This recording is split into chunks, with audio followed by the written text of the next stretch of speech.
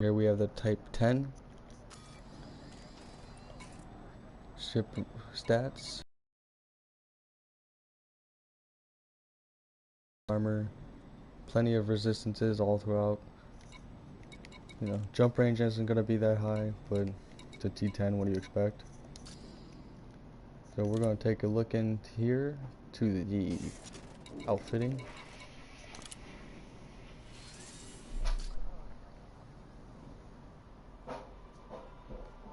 Start off with the hard points.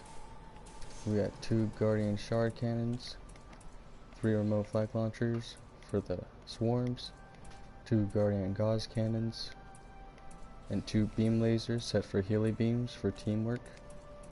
That way keep your allies alive, they can keep you alive, get a little teamwork. We have our Xeno scanner. We have shield boosters. For the shield boosters, we are going to be running thermal resistance booster with thermal blockade. The reason being for that is the prismatic shields. As you see, they offer a negative 20% to thermal resistance.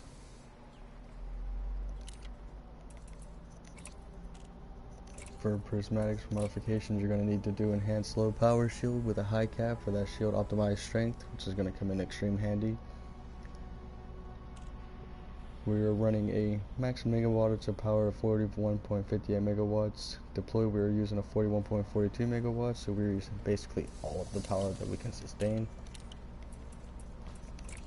Core internal, we are running a reactive surface composite. As you see, the reactive surface composite comes with a negative resistance to thermal, so we put a reactive reflecting on there because of a minus 40, get up to minus 22. Then all of the hull reinforcement packages that we have in our little fuel scoop to get us around is going to be running a heavy duty hull reinforcement with reflective plating to balance out for our thermal resistances.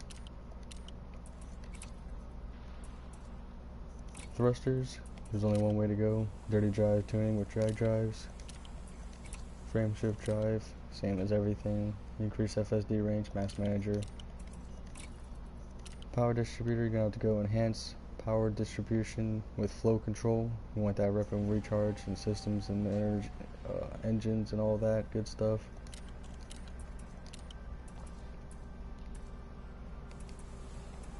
Basically, you just want to get a good combination in here.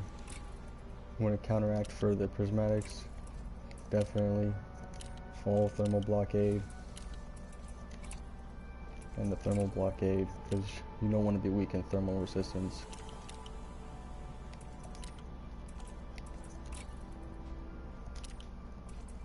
I've had the most luck with this T10 finding the interceptors up to Hydras. You definitely want to get that 7,000 armor health minimum. That's going to play a crucial part, and you want to keep your resistances as well rounded as you can possibly get them. T10 makes a great fighter for any of the big ones, especially for team fights. When it comes to your weapon output, you want to get the beams and shards and gauzes all on one trigger. Get the beams on a second trigger as well so you can heal your allies. Flak launchers on that second trigger, all in the same row. I keep the field shutdown neuralizer on first trigger just so it stays constantly active. You never know when they're going to pop that off. It's just a quick way. Simple Xeno scanner on the second aspect for the second trigger. And that covers the Type 10. Now if you're looking for more of like a scout killing, then you can't go wrong with a Krait Mk.2. I find the Krait Mk.2 to be very good at scout killing, especially since you can throw on a fighter, bring a buddy with you, help teach them how the Thargoids fight, how their patterns are, their movements, their speeds, and all that jazz, whatever.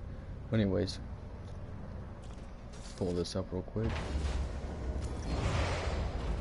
Again, just running the gauze and the shards, same trigger, simply for the fact that you can spam the gauze without ever having to, or spam the shards without ever having to fire a gauze, get a lineup for the gauze on the charge.